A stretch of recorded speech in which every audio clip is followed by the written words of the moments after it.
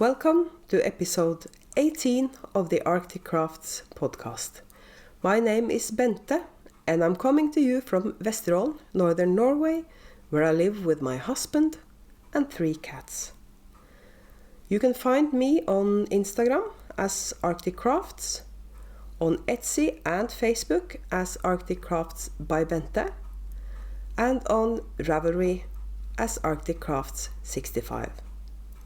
There is also a podcast group on Ravelry. Just search for the Arctic Crafts podcast, and we have a welcome thread where people can introduce themselves, and sometimes there are knit-alongs or giveaways. So I hope you can join us in the Ravelry group. For new subscribers, thank you for trying out this podcast. I hope you stay. For those of you coming back, thank you for bearing with me. And if you haven't subscribed, please do. We've had strange weather lately here. We've had snow, then we had some rain, and then we had some snow again.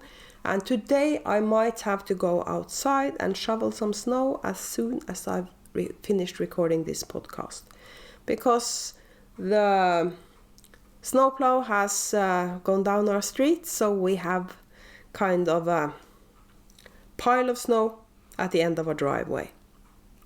So I might have to go outside and do something about that before hubby comes home. And let's just start with the knitting.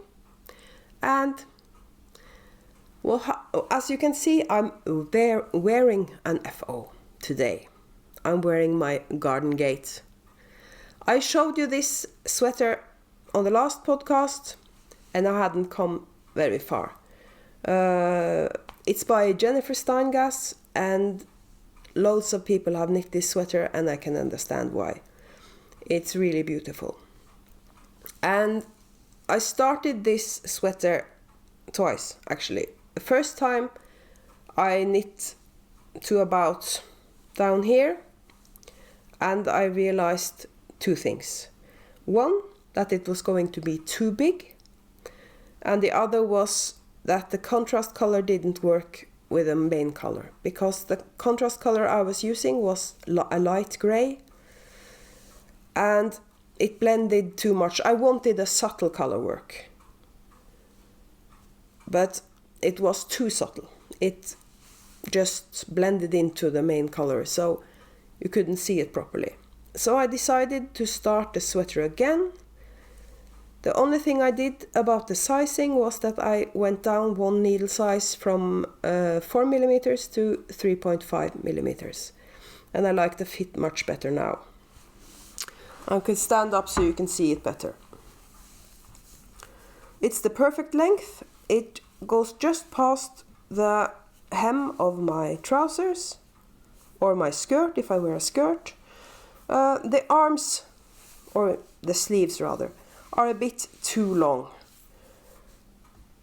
I know lots of people like their sleeves this long, but it's so difficult to calculate where your sleeve is going to end up when you have a pattern repeat at the end of the sleeve, because you can't just stop when you find that the sleeve is long enough. That would ruin the pattern. So I had to knit the entire pattern repeat, but I have a tendency to do this with my sweaters anyway. I scrunch up the sleeves, and then it don't matter what length the sleeves are, they can be a bit too long. But I really love it, and I could block the sleeves out a bit to make them wider and shorter, but I like the fit of the sleeves. The only thing is, I could probably have knitted this sweater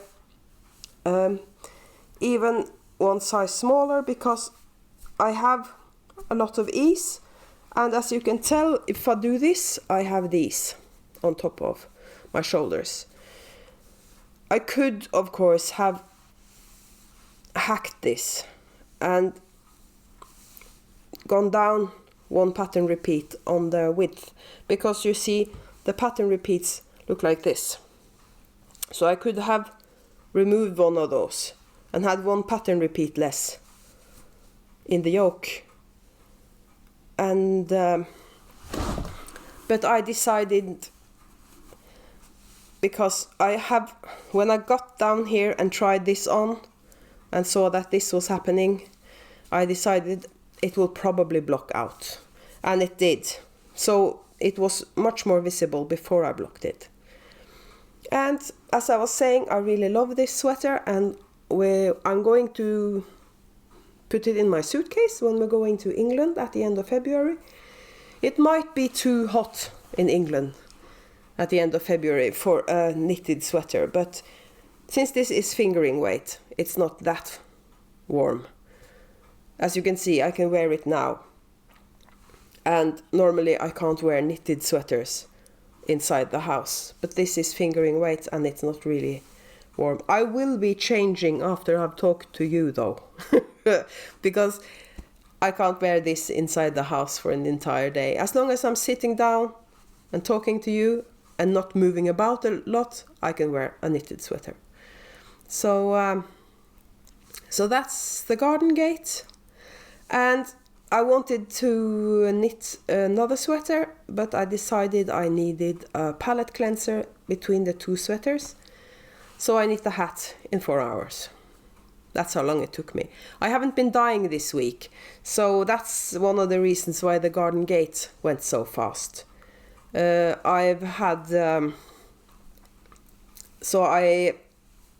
why I knitted the hat in 4 hours as well, because I sat down and knit it from start to finish. I did some things in between. If I only knit, I probably do it in 2 hours. But I have some worsted in stash that I've dyed myself at the early days of my yarn dyeing, and I've kept it to knit hats with it, and I'm not sure what I'm doing with this hat. I might donate it, I might use it as a gift, I'm not sure yet. It has this really fun pattern. Maybe I should tell you what the hat's called. It's called the Mervin, and it's designed by rhyFlowerknits. I love her hat patterns. Some of them are a bit more intricate. She has a lot of cables and baubles and stuff on her hats, but this is the perfect hat for a man, I feel, because it hasn't got a lot of pattern in it. Cabled hats work for men, but I think if they are really intricate with baubles and lace and stuff, I'm too old for this. I'm a bit of a traditionalist. I have my opinions of what works and doesn't work for men when it comes to knitted garments. I'm sorry, I just do. But one thing I don't agree with, I know a lot of people, especially maybe in Norway, I've seen on some Norwegian knitting forums that people don't think that round yoke works for men, but that's rubbish. You see, in Iceland, Icelandic sweaters have a round yoke, and I can't see what is it with round yokes that doesn't look good on men. It's not especially feminine to have a round yoke. So that's a thing I have issues with, because I wouldn't hesitate to knit a sweater with a round yoke for a man. But people say that no, it has to be set in sleeves or contiguous or raglan, but round yokes, not for men. And as I was saying, I think that's rubbish. I'm not sure that's a thing internationally, but in Norway, Norwegian knitting forums, they keep saying that a round yoke doesn't look good on a man. The hat, as I was saying, is knit in my yarn. One of the first skeins of worsted I dyed because I wanted to try how the worsted took the dye. It's just the blue with some black over dyeing. And I like the hat. Hobby might get it. One of my sons might get it, or I can donate it. I just had to pause the recording because the snowplow went past and it was really loud. Where was I? I've spoken about the Mervin hat by rhyFlowerknits. I've told you about the Gardengate by Jennifer Steingass. And I love wearing it. So this might get a lot of views. And I told you that I knitted that hat as a palette cleanser between two sweaters because I've been wanting to knit this sweater. I don't know why I'm showing you the picture because you've seen this. I've seen a lot of these because it's the Love Note by Tin Can Knits. And it's knit in a fingering held double with mohair. You can knit it in DK. And I'm not crazy about mohair. That's why there's no mohair in my shop. If I get anything fussy in my shop, it will be Surrey alpaca. Because I'm not keen on mohair. I don't like the feel of it. So, goes without saying, I wouldn't like to dye it either. But there's loads of beautiful mohair in other dyers' shops. So, I'm not dyeing any mohair. And I had some yarn left over, or not left over, I had some yarn because I wanted to knit the, and now I can't remember what it's called, but I'm putting up a picture of it. It's a sweater with, there's a tonal body on it and you use self-striping sock yarn for the sleeves. And I wanted to knit that sweater because I had some sock yarn that I thought was perfect for it, and I dyed up some yarn that would go with that sock yarn.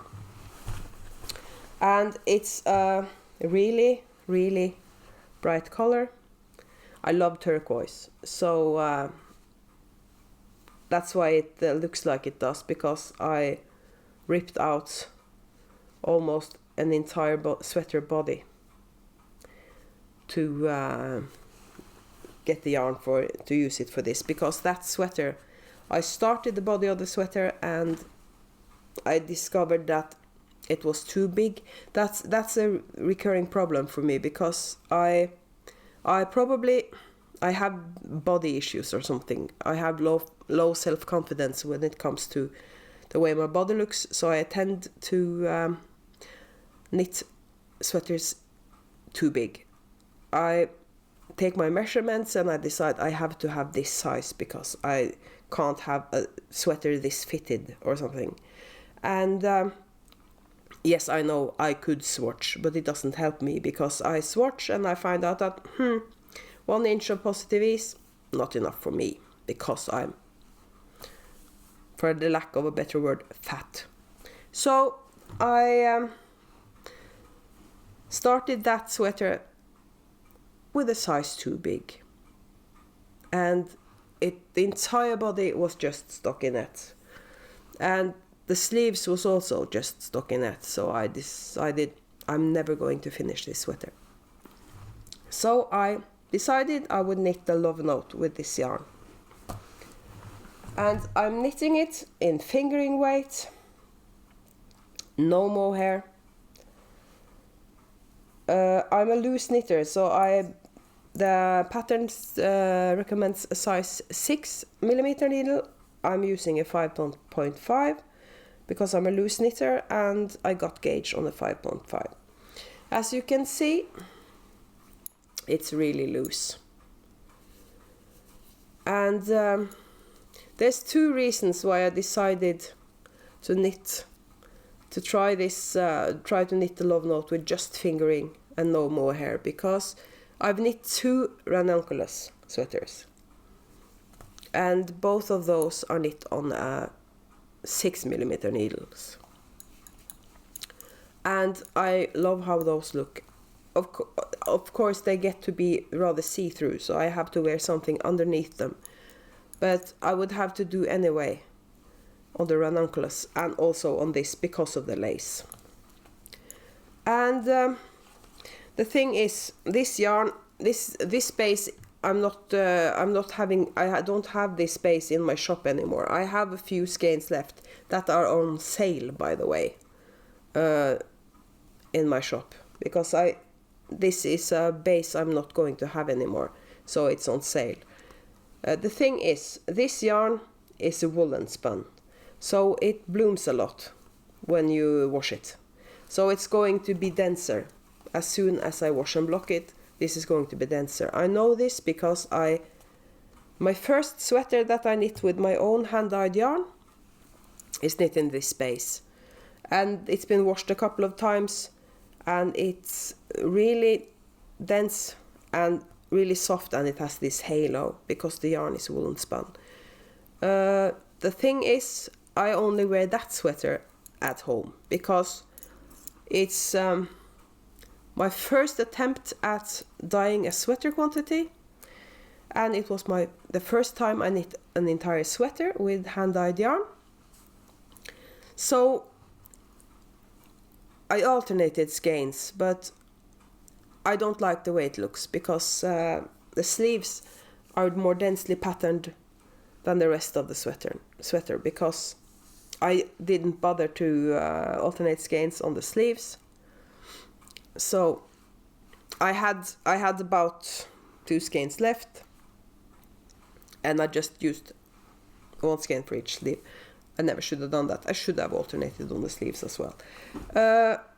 When we're talking about leftover yarn, I have to tell you about this sweater. My good friend Sue went to Knit City last year in Vancouver, and she was on a mission from me because I wanted her to buy me a sweater quantity.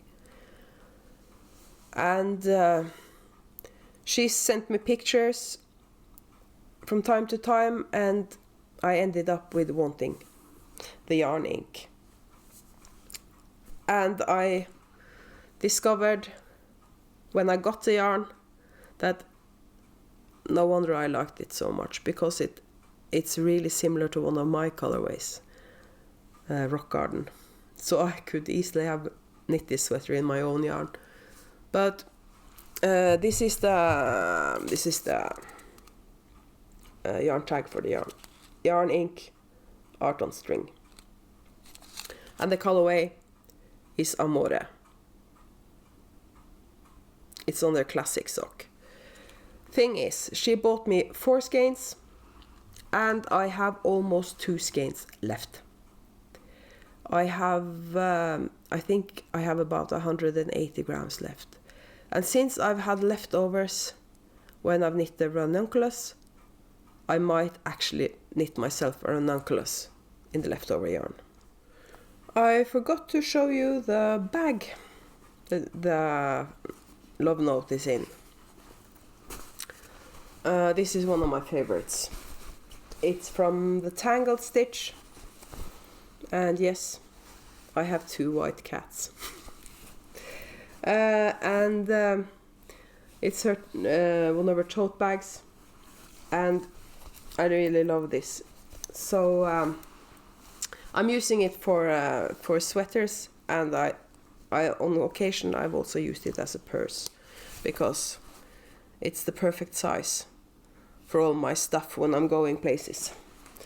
So that's that, and that's what I have for knitting, because the other whips from last time, the socks and the East Coast Girl and everything, I haven't worked on them. And I've worked a bit on the crochet blanket, but not enough to show you. So that's it for knitting. So now I'm going to talk about 2 things happening with Arctic Crafts. One is that I've started a knit-along in my Ravelry group, and it's going to be a year-long knit-along. And it's a knit-along for projects you knit using Arctic Crafts yarn. And if you knit, for instance, if you knit a sweater with a main color, someone else's yarn as the main color, and Arctic Crafts as the contrast color, that's eligible. Also, it doesn't have to be an entire project, but I've said in the thread on Ravelry, I've said 25%, but it's not set in stone. You don't have to be exactly 25%. Just put it in there. And if you knit anything with Arctic Crafts yarn in 2019, you can put it in for the first quarter drawing, because I'm going to draw prices every quarter. So the first drawing will be in March, because I haven't got a big community yet. Hopefully it will get bigger. So there's not a lot of people out there knitting with Arctic Crafts yarn, and even fewer of those actually subscribe to my podcast, is a member of my group on Ravelry. So to make it more interesting, I'm doing quarterly drawings. And the price, of course, is Arctic Crafts yarn. So please, if you have knit anything with Arctic Crafts yarn, or you have plans to do so, just join us in the Ravelry group and post it on in the thread for the Arctic Crafts knit along. I may draw prices on Instagram. I haven't decided yet, but if I do, that will be pattern prices. People are good with just both the hashtag Arctic Crafts by Bente and tagging me with @ArcticCrafts. So there's a lot of projects to choose from on Instagram. So I might draw prices on Instagram as well. So that's started now. The other thing I have to talk to you about is my yarn club, Arctic Seasons. The first shipment, or the first installment of this yarn club, is going out at the end of March. And it's a quarterly yarn club, and you don't have to buy the entire year. I'll be putting them up as I go. So it's like buying anything else. You just buy that one installment. I have figured out that there will be a sock set and a single skein on the side, and you can choose any base you want for the extra skein. The sock set will be in my Poledale. One full skein and a mini. And there will also be surprises in the box. But everything will be stuff made by me. I'm going to put that up in the shop now on Sunday at 8 p.m. as I usually put up my shop. I don't have a normal shop update because those are every other Sunday. But this Sunday I will be putting up the Arctic Seasons. And I'll have to take it down at the end of February before we go to England, because when I get back I have to start dyeing up the club and getting it ready for shipping it out at the end of March. So now you know about that. I'm going to put all the specifics and the description and everything under the item in the Etsy shop. And that's the news for the shop. I have a bit more news, but I have some new bases on the way in the mail. I'm starting to dye up merino nylon sock yarn again. I have quite a lot of it in the shop, but I have been struggling finding a supplier that I can trust, that I can get merino nylon from. I finally found one, so I'm getting merino nylon fingering and sport, And I'm also getting stellina. Yes, I'm getting sparkles. So I have to figure out what colorways to dye on sparkle, because not all colorways work on sparkle. For example, my rock garden, I don't think that would look good with sparkles.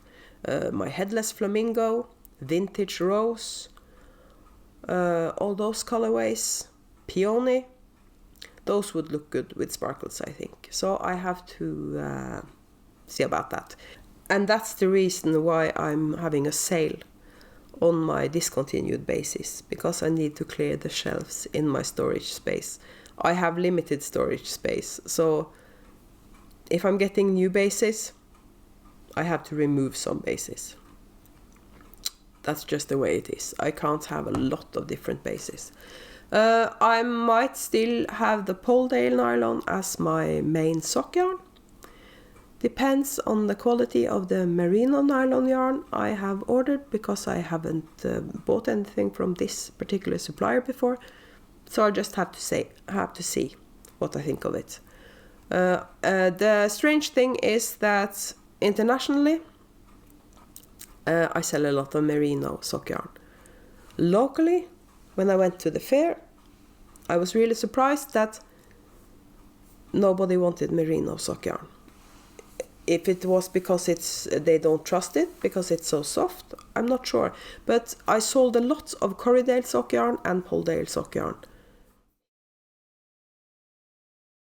And that's it for this week. It's a short episode, but I didn't have a lot of knitting to show you. So I can't sit here and babble on forever. Or I could probably manage that, but it wouldn't be that interesting for you, I guess. So I'll just leave it at that, and I'll see you next Friday. Bye bye.